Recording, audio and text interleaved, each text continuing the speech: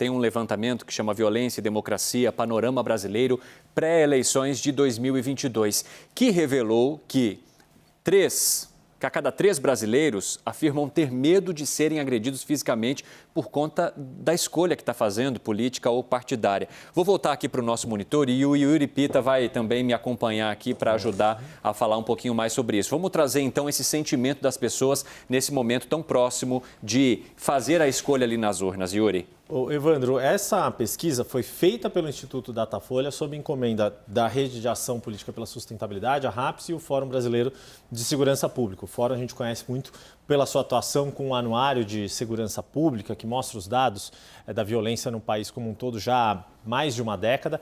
E a RAPS tem uma atuação já há uma década também, justamente tentar buscar consensos suprapartidários em questões políticas.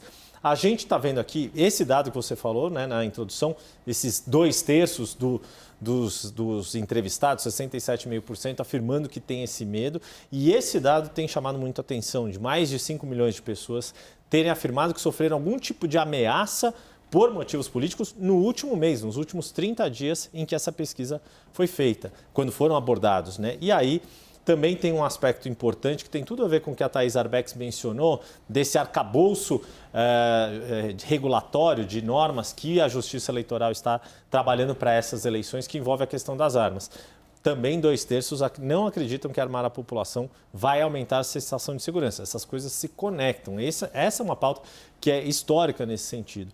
E aí, conversando, pegando algumas informações, tanto com a RAPS quanto com o Fórum, importante o que se destaca disso, né? Por que foi feito isso? Porque, primeiro, que não faz parte da democracia você ter liberdade para expor a sua preferência política, defender as suas argumentações, porque você considera que é melhor para o país, e o quanto se tem um olhar de preocupação para aquilo que na ciência política, no debate mundial, tem sido chamado de erosão democrática, da fragilidade das democracias. A Mônica Sodré, que faz parte da RAPS, e o Renato Sérgio de Lima, do Fórum de Segurança Pública, na carta de introdução dessa pesquisa, eles falam muito de um indicador de uma instituição lá da Suécia, de Gotemburgo, que é o VIDEM, que são as variáveis da democracia. E tem demonstrado que o Brasil está entre os 5 países, ao lado de países como Turquia, Polônia e Hungria, que têm vivido riscos autocráticos, ou seja, de corrosão desses fundamentos que determinam o que é viver em democracia. Felipe Moura Brasil, você acredita que esses números aqui que a gente tem agora falando sobre o medo das pessoas de serem agredidas por conta de suas escolhas políticas possam levar também a uma abstenção nas urnas? Essa é uma incógnita, né? A gente falou outro dia, a Raquel até levantou esse tema. Eu não sei realmente se os eleitores estão com medo de ir à urna. A zona eleitoral é ali perto de casa, geralmente. Pode ser que o medo do tumulto não seja suficiente para impedir o voto, mas existe a sensação de que pode ter tumulto. Talvez o eleitor não acredite que isso vai acontecer com ele, no horário dele votar.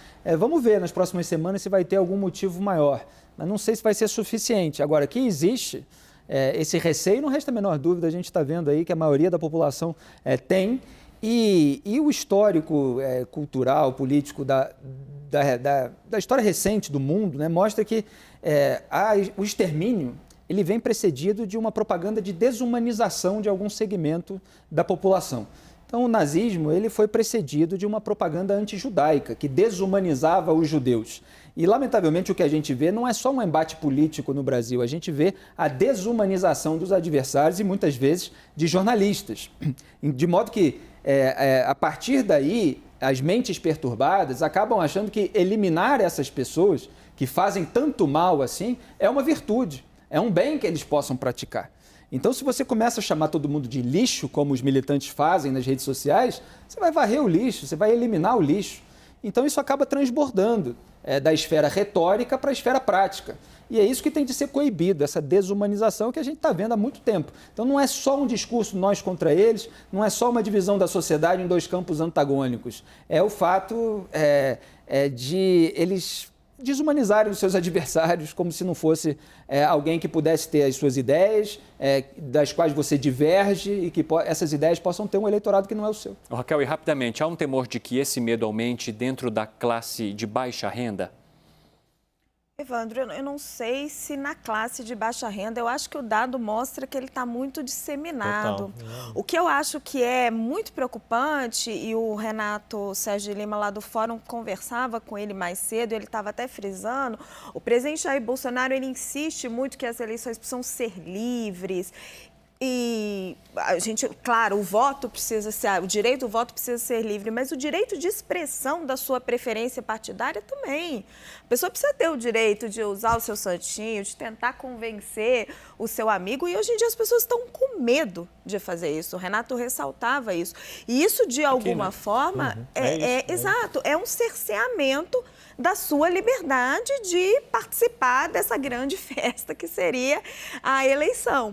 Então, assim, isso é um fator muito preocupante. E aí, falando um pouco dessa desumanização que o Felipe falava, é engraçado porque eles fazem essa desumanização, mas é para tirar um benefício próprio, que é o benefício de que a propaganda é sempre boa, não importa se ela é positiva ou negativa.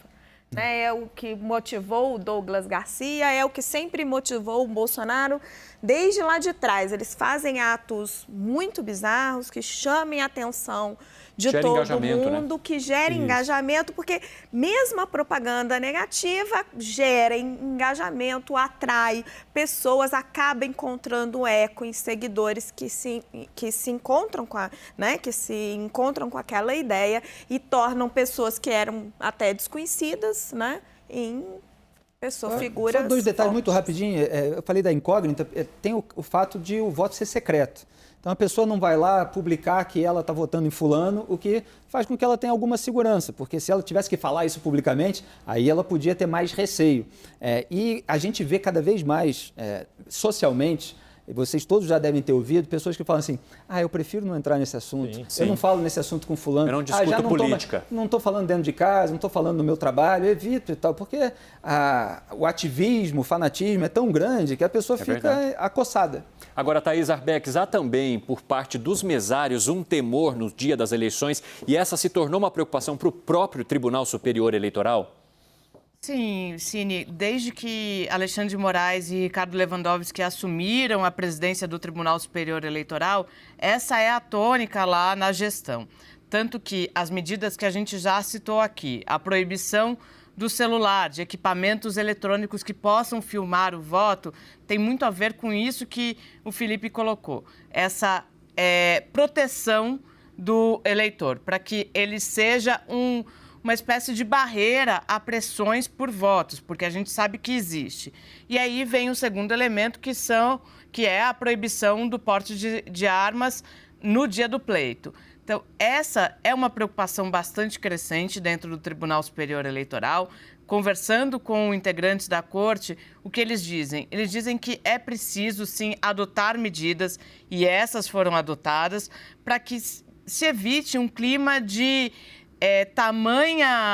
tamanho medo na sociedade a ponto de os eleitores nem sequer saírem para votar no dia 2 e no segundo turno. Então, todo esse ambiente que a gente vê, ele está em sintonia com o que tem feito o Tribunal Superior Eleitoral, especialmente já a partir dessas duas medidas. E há, sim, um olhar bastante atento para os mesários nesse ano, especialmente. Cine. Obrigado, Thaís.